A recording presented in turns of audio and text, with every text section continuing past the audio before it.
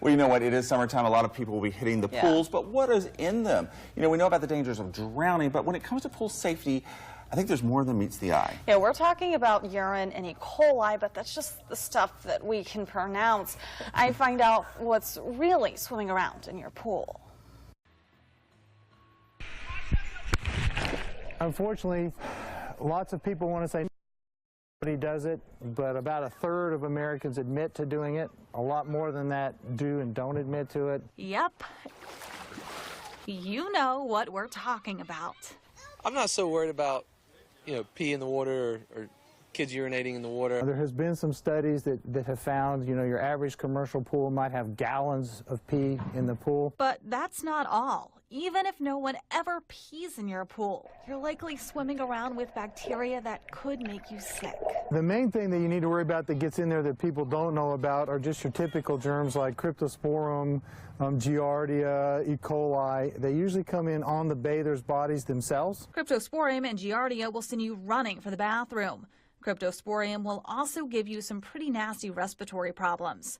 Now, aside from those stomach issues, E. coli can cause anemia, kidney failure, even kill you.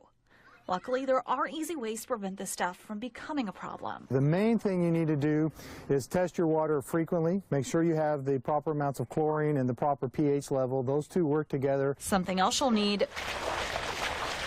good old-fashioned elbow grease. The next time is if you've had a heavy bather load or those kinds of things, you need to shock your pool. And shocking your pool is just elevating the chlorine level. Preventing these things from getting in your pool is actually pretty easy. Honestly, the number one thing you do, I have this right here, you need to use the soap. If all the bathers will take a good hot shower with soap before they get in, you'll eliminate 99% of what will get into your pool to cause a problem. Experts also recommend changing diapers away from the pool.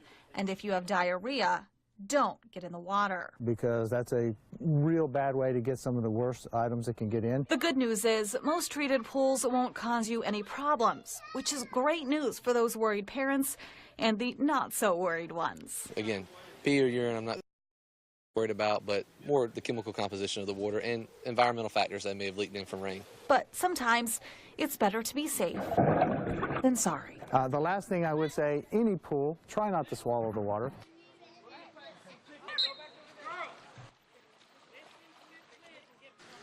To keep your pool water both clear and safe, Brown recommends having a professional pool service come in and clean